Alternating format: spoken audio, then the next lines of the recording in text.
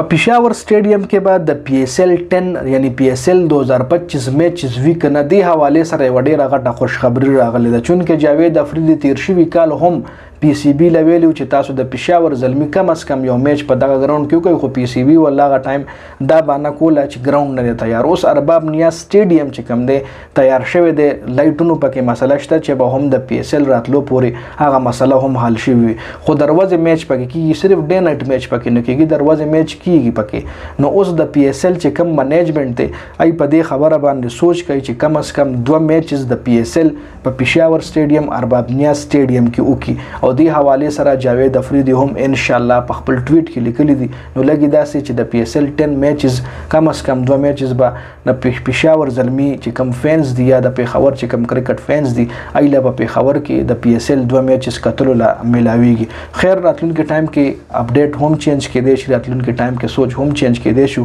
خو فی الحال بریکینګ نیوز دا راغلی.